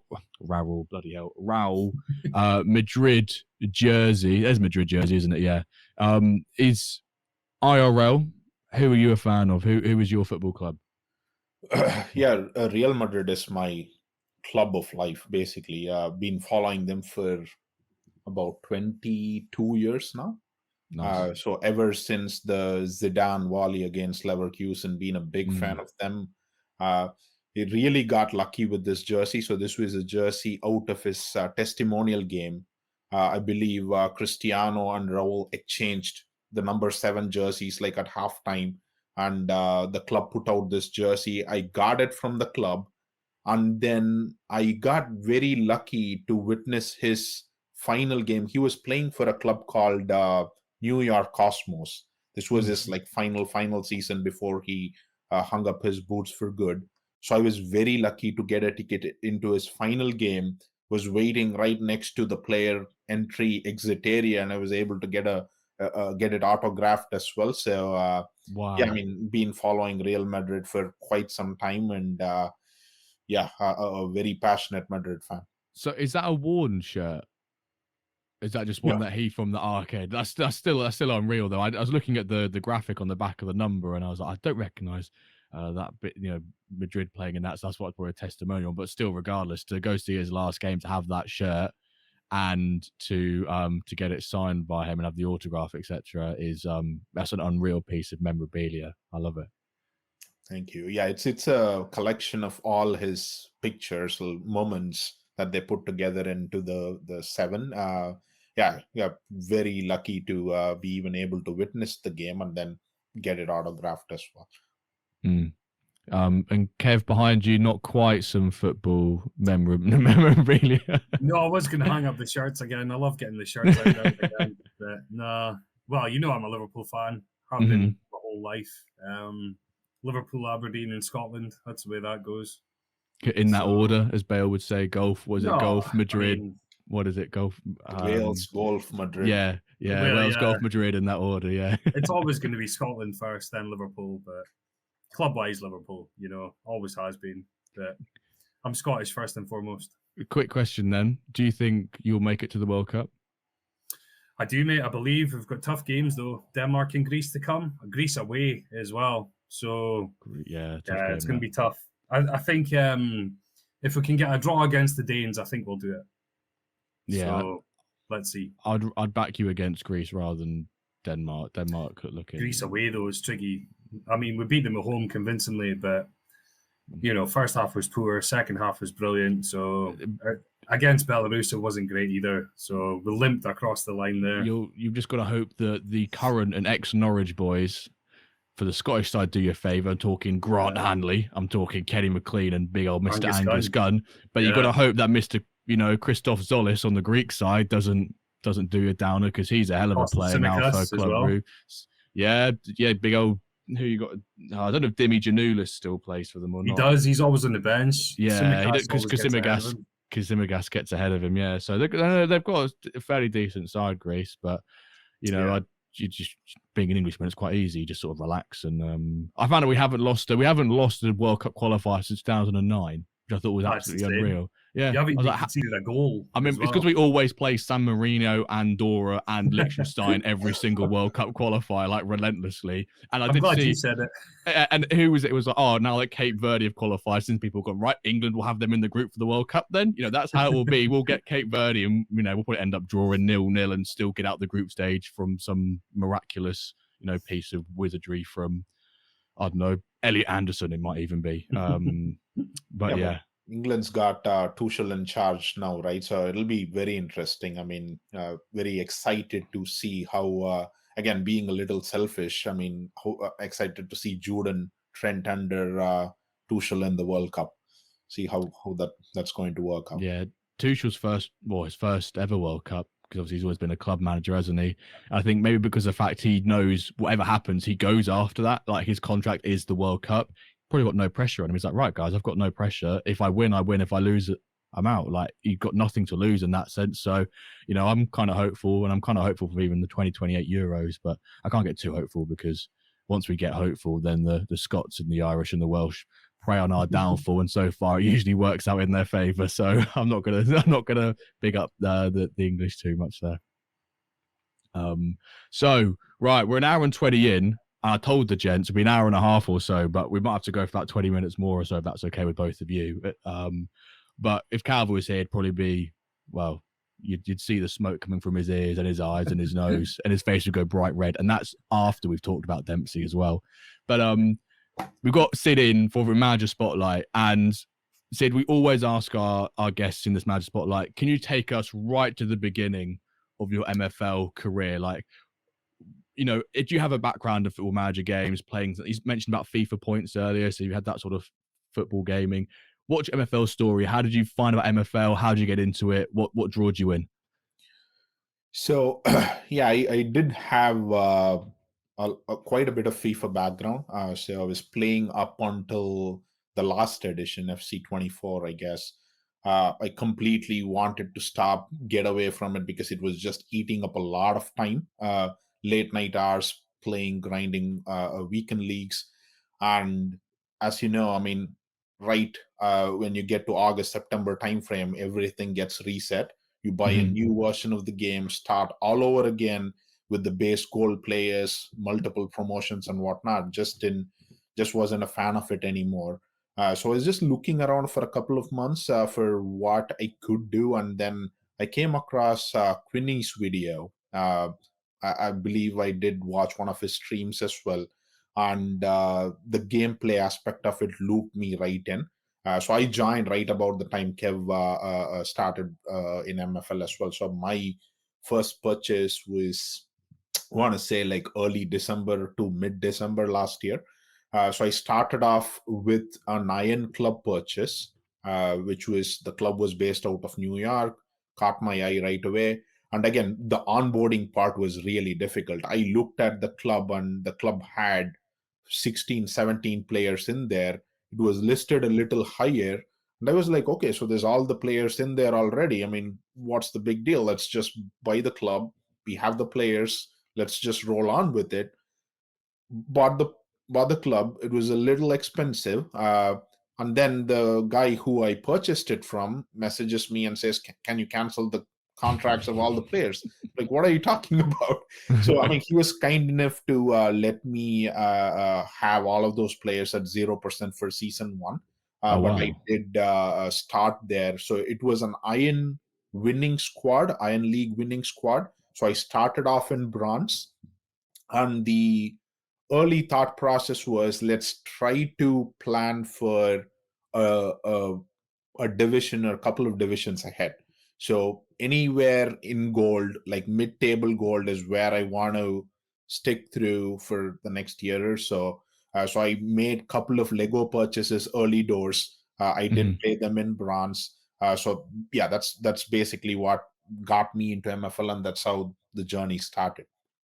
Yeah, we've had a lot of people come from like Football Manager, or they've come from Top Shot, but I don't think we've had many guests come on here and say they come from like a bit of a, you know, predominantly FIFA background. But that is the way I think MFL is framed, is like, you know, FIFA every year gets reset. Things like Football Manager do get reset as well every year. And you just lose all of that progress, all of that, and then you've got the grind again. Whereas, you know, if you can have the ownership, you can have the club, which, you know, you don't have to have any players. Of course, we can sell it as that, but owning the players is probably one of the better things to do. It make you feel like you get all the revenue share, and it's great.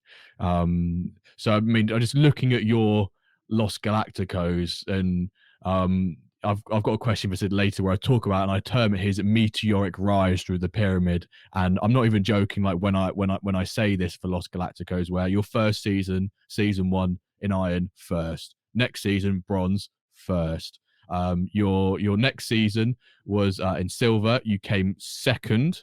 You then didn't make it out of the playoffs, but then next season 4, you won silver. You then went into gold season 5. You came second in the gold in season 5. You won the cup in that season as well, which is phenomenal. You then, unfortunately, the playoffs, You then won because you won the second v second. That puts you into platinum.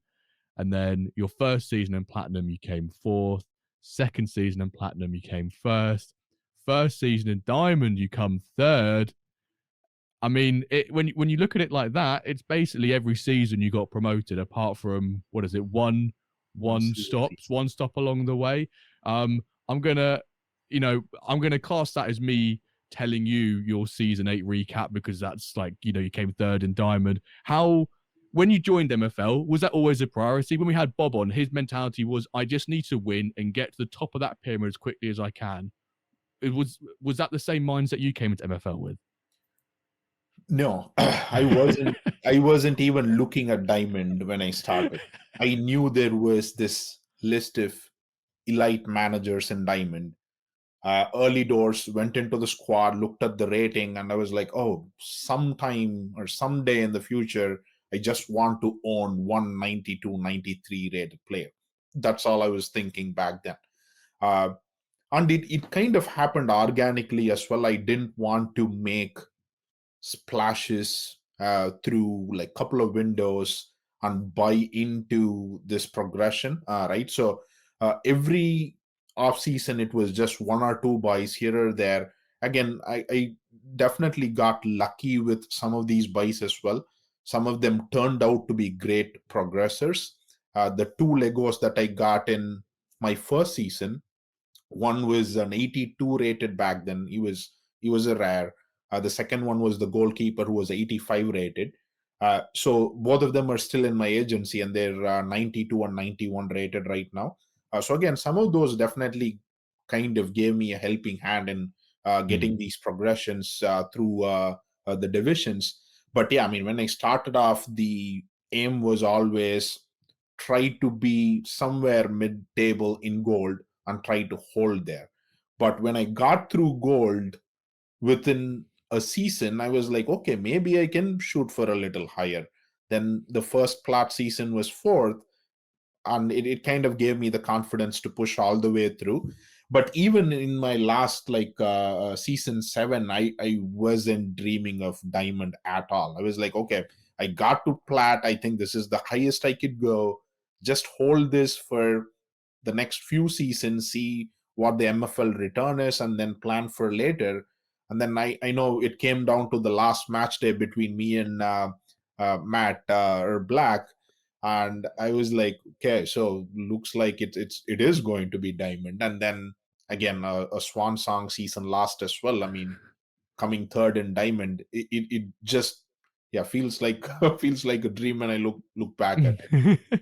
Yeah, because if you weren't going to touch on it, I was going to, about that final match day in platinum in season 7, where you and Black MFC were both on 41 points. You played each other, you beat him 2-0. It was basically an all or nothing game. You may have had a strong chance of winning in that second v second or going through playoffs, but obviously you ideally want to win to get that automatic promotion. At what point, because Black MFC at the half point, I'm pretty sure even like 4 or 5 games left, was pretty strong in his position. He'd lost the last 2 games. He looked like he was kind of not sealed the deal when it came to platinum, but kind of had like one hand on the trophy, to use that cliche term. At what point did you realize that, I am now going into diamond? Had you prepared the possibility of going into diamond, or was it literally after that game you've gone, cock, I'm in diamond next season? And It was the latter. Yeah. Up until the full-time whistle, I literally, there was no expectation whatsoever.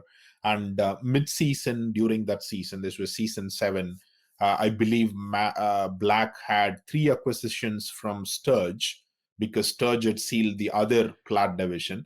So he got in 3 loans. I believe 2 of them were ultimates. Yeah, he boosted his squad big time. Yes, yeah. And he was just flying. And even the last match day, I was kind of resigned to losing. I dropped my goalkeeper. I played my backup to be fully prepared to go into the playoff scenario. So Wow. it definitely kind of worked out for good. But yeah, I mean, up until that full-time whistle, I wasn't even thinking about about diamond. I'm pretty sure we watched that in the stream as well. We did, yeah. That's That's mental. I want to get your thoughts on this, Kev, because obviously we've both sat here from the other side of the window watching Kev and Bob with their rise, and I'm going to ask maybe a bit of a silly question. Fully deserved? I seen it coming, mate. I knew it was going to happen. Yeah. Well, Ryan said it before. I've said to him for months, get Sid on a show, get Sid on a show. I knew he had the work ethic. He was going to just do everything he could together. And it's been a phenomenal journey. I've obviously spoken to Sid for a long, long time now. And yeah, we share similar thoughts. He's got similar ambitions to me. I'm actually jealous now because he's where I want to be as well. Maybe you can say, did you share some of your tactics with Sid, and can you were you a helping hand there? Yeah, well, we've helped each other. I mean, it's not just one way. Sid helps me all the time as well, so I think we should upgrade his hashtag to sensational Sid instead.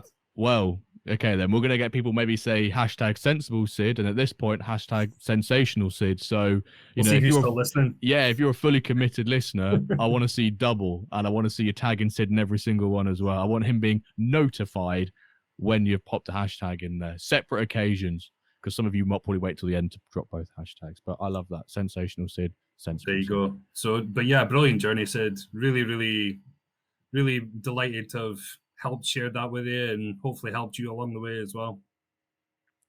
Yeah, I mean, the community has been phenomenal, Jimbo. I mean, shout out to everyone. Kev, since early doors, Kodap, Black, Brian, who just got into Diamond himself, Noe with regards to the market knowledge and everything. So it was a mix of everything, right? So I had to pick up on the gameplay elements. How do you smartly invest into some of these buys and not overpay or shy away from buying either? So a lot of information available, and everyone was available to just provide their feedback and pitch in whenever needed. So yeah, it's a great community to be a part of. So that definitely helped. Again, early doors, I had zero idea. I mean, I bought the club with the assumption of 20 players sticking to the club. I was there. I mean, to where I am now, it's been an honor, and the Dirk community and Ramble as well, phenomenal guys.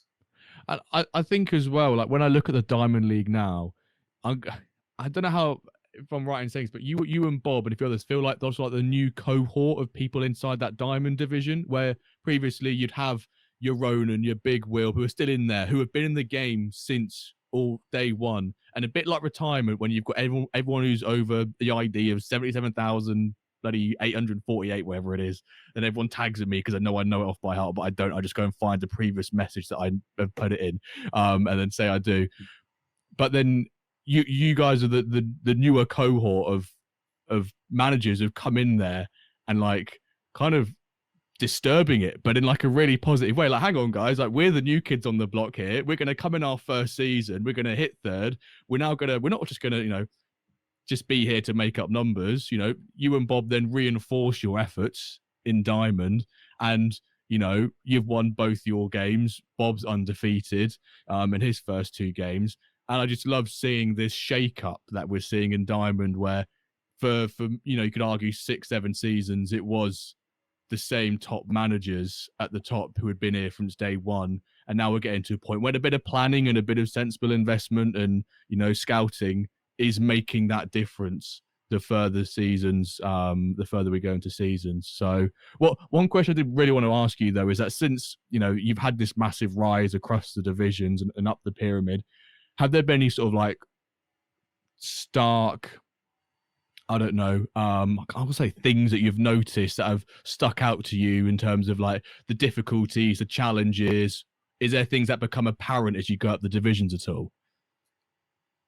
Yeah, I mean, the true fun element of the game disappears once you go past silver.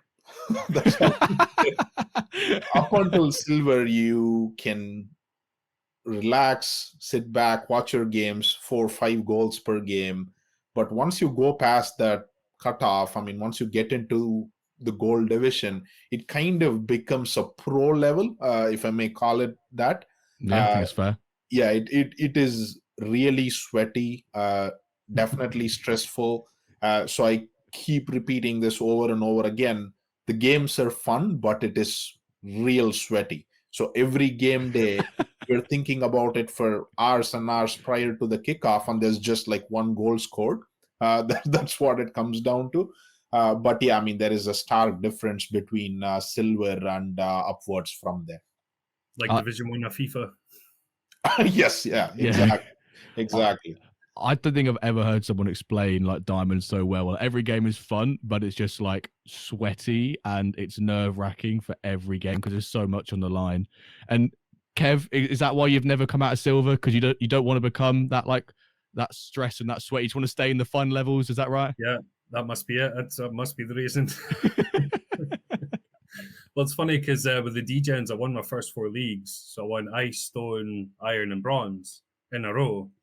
But I've just kind of stagnated at silver. My players haven't progressed as much. I've stopped putting in the same level of investment as well. But I've also spread the wings as well. So I've now got 6 teams that I'm managing. So I've got quite a big agency. So I've spread it out as opposed to just focusing on getting the silver team promoted. So I would use that as a big excuse as well. and obviously you got the Ramble community one as well, which you've is this your second or third season looking after it in third season, I think. Third, because first season we got to the cup final and we lost to Greco in the final. Second season we won the cup and I got promoted in the first season as well. So David's telling me not to get promoted because we're not going to have the community players to fill it.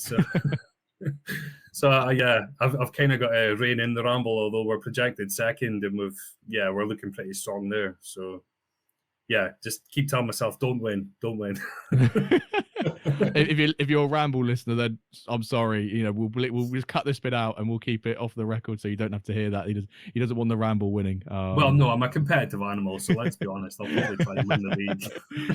There's no fun with the Ramble. It's just pure sweat and trying to get that team up there. Do you feel like you've got like the weight of the Ramble community on your shoulders when you're playing that, or is it just sort of? Yeah, definitely. Big expectations. I mean, people obviously look at me as a certain tactical genius or whatever you want to say, but they're quite right in that. They're quite right in that status they give you. Yeah. Thank you. Thank you, Jimbo. But no, I mean, I don't see myself as that. I really don't. There's guys like Sid. There's loads of guys out there that have got brilliant knowledge of the game and how the engine works and stuff. So I don't think that I'm anything special, but a lot of people seem to think I am. So, fair play, nice praise and all that stuff. I just like helping people, I just like trying to help. So, but yeah, there is a level of expectation with the Ramble for sure. Because people just see me as this guy that's good at the game. So if he's good at the game, he's got good players, he's got the Ramble team, he's got to win. So there's a bit of that, but yeah, it's fine. It's all good. Up the Ramble is what I say. Up the Ramble. Up the Ramble, that's what I say. But so I mean, winning the cup second season, that was phenomenal. That's when you're doing well as well. So I was really happy about that. First ever cup win for the Ramble. Cup wins they just hit different because they do. It's just you've not just beaten 11 other teams like you would have done in a league, or maybe 10 because you're in an 11-man league, or however big your league is. You've had to have done so many like knockout, the knockout stages, the group stages. There's a lot more skill.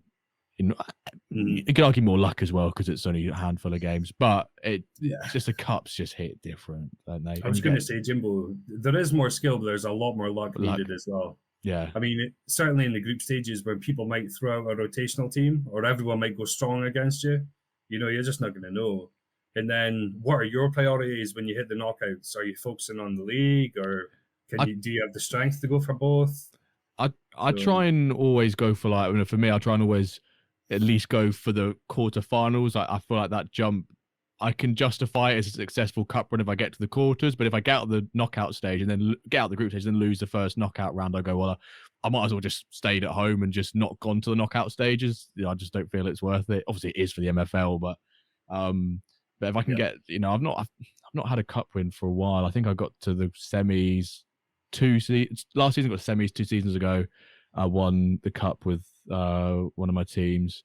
But because if you win, you get the trophy. I know you get the trophy if you win the league, but if you come second or third, in the league, you get a little trophy next to your position in your competitions history, but obviously you don't get like a silver or a bronze league trophy. You know, we're not that nice around here in MFL. You know, if you're not first, you're last. Basically, is how I see it when it comes to trophies in the league. Yeah. What I wanted to ask you both actually, was always a little fun question about what sort of like what things would you like to see in MFL? So if we Kev, come to you first, Kev, handed the baton of being Mathurin, CEO of MFL for a day, what sort of things would you maybe try and implement or focus on or tell them to get rid of? What would you do if you had the power? Well, I mentioned earlier, I'd love to see more tactical slots in your HQ. That's a big one for me. Another one would be youth academies. Yeah. So we'd love to have that. I've been quite vocal about that on pods and stuff in the past as well. So, but I mean, yeah, that would be great because you could have, say, MFL cost to mint a player. So you would have, say, maybe 10 options and you can mint them all if you like, but it'll cost you X MFL. Something like that. I mean, there'd be a way where MFL could benefit from it and the community benefit from it because you've then restocked your club full of young potential players. So that's a big one for me. I'd love to see, well, we've mentioned this before, a lot more preseason tournaments. Gold Rush was phenomenal. So I'd love to see another World Cup or a Euros or some sort of different theme that's fun and new and interesting for people that haven't seen it before. I know you've had a Euros tournament in the past, Jimbo, or a World Cup or whatever it was. Don't speak about it, mate. We don't speak about the Euros. We'll move swiftly on. Yeah. So yeah, loads of stuff like that. Just kind of things, a lot of cosmetic stuff as well that would just improve the game visually. Yeah, I mean, kind of on that cosmetic point, we've shown how the interest, we spoke earlier about the interest of a custom pitch. Now we're talking interest in something to do with the World Cup next year. The World Cup seems next year, for example. I know we probably want something before that for an event preseason. Right? We want a bit more before that. Please, MFL, something before the World Cup. But the World Cup seems like the perfect global biggest tournament in the world. You know, it seems like it's all set up for that, in my opinion. So I imagine, hopefully, it's in the back of their mind already. By the time the new year hits, it's in the front of their mind and they can act on it. But I'm sure they will do something for it. If they did it for the Euros last year, they'll do something for the World Cup. Yeah, and obviously, I mean, further to that, you'd want more sort of cosmetic stuff as well, like a visual of your stadium and things like that. Sure, I think that'll come though. I do think that'll come eventually. It's obviously not a priority for the team, and you understand that. Yeah, but yeah, just loads of little things I'd like to see if I was CEO. I feel like that cosmetic stuff is more like a when rather than if, but it's just like it's just balancing up priorities, I think, at this point. And it's, you know, some of the tactical changes of more tactical presets you'd probably appreciate more at this point in time rather than a little bit of cosmetic. But I think eventually they'll all come to fruition. Sid, yourself, if you sat in the big chair in Paris with Yax and Lucas and Quinton and all those people around you, what would you want to focus on? What's a feature you'd love to see in MFL yourself? So something to connect MFL with IRL, right? Real life stuff. And this, the Gold Rush rewards was a great start. The merch, the jersey reward, Amazon gift cards. I mean, that is definitely a step in the right direction. So again, just thinking out of the box. So let's say if we have gold or higher, whatever the league is, one full league schedule runs for about 6 weeks, and including the break, it's one season every couple of months. So maybe just a little memorabilia for the league winner, right? For the plat winners, the diamond winners, and whatnot, sent to their residents. It doesn't need to be really glossy or huge, just little things. Again, it is more visually pleasing and something that you can connect with your real life as well. Same thing with maybe a golden boot too, right? I mean, you categorize it, you have a threshold where people can't play OP players just to secure that. So have a rating cap similar to what was happening in the Gold Rush.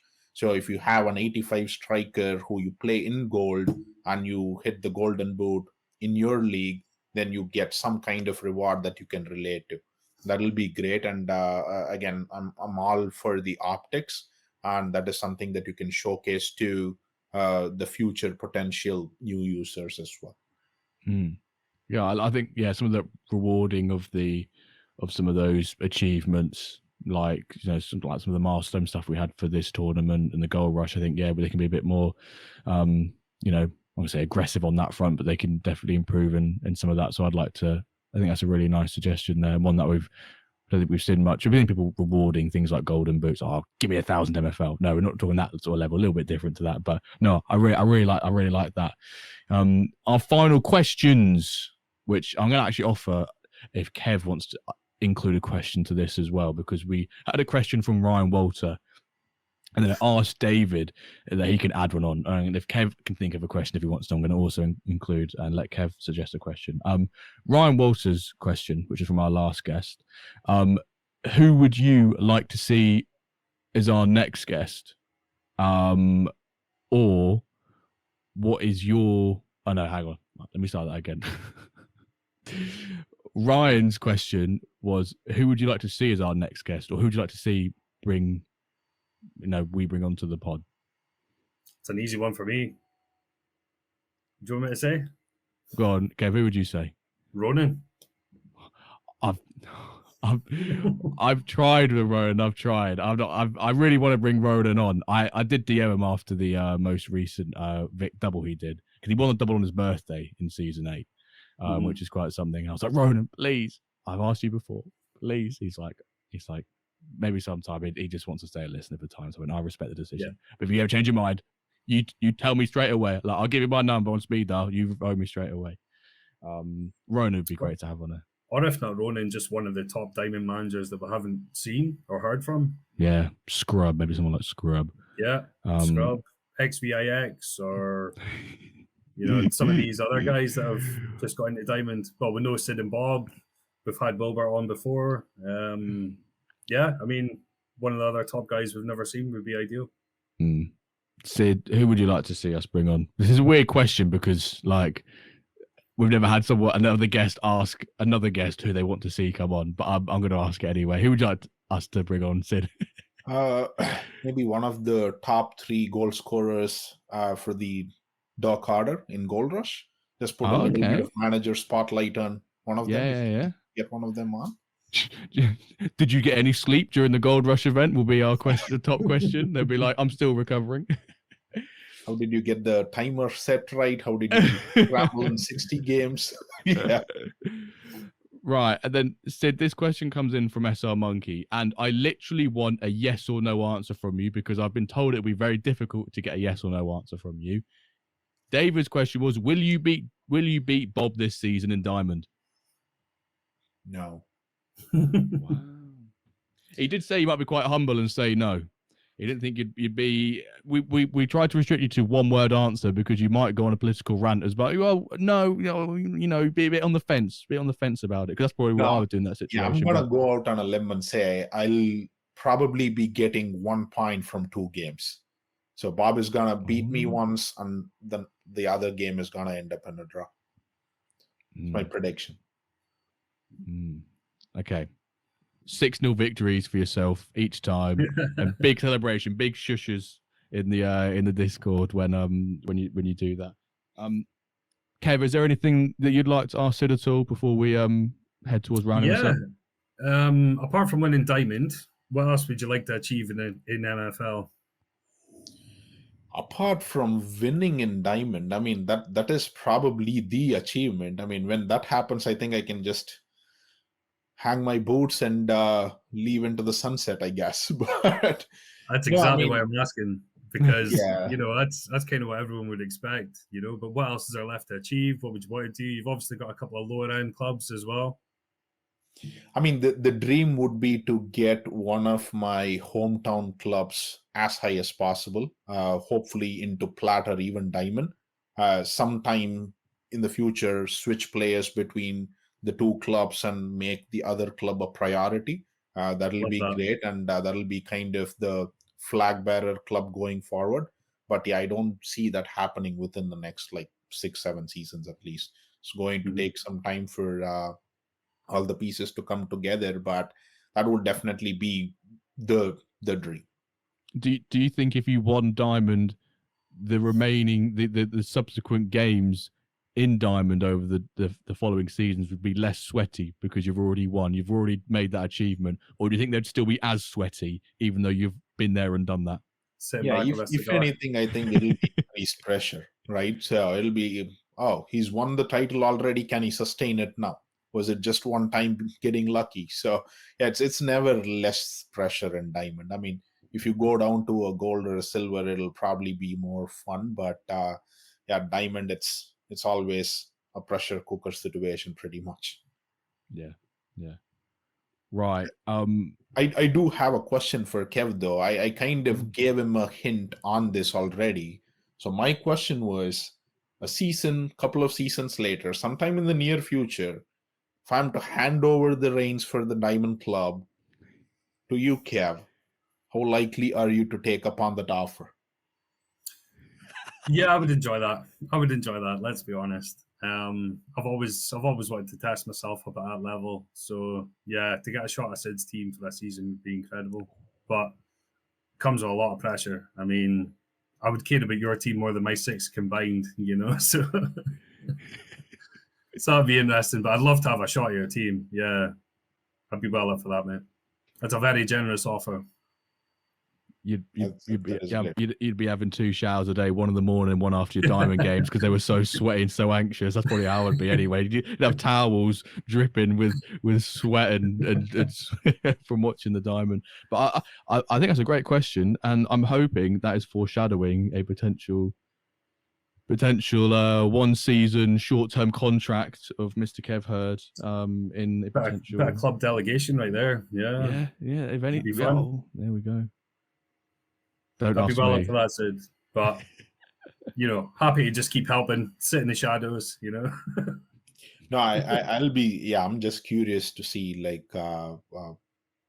what Kev can achieve in Diamond, and I'm really up for it. And I was thinking about it last night, and that's why I popped the idea this morning to Kev as well. So hopefully within the next season or 2, we'll definitely make it happen.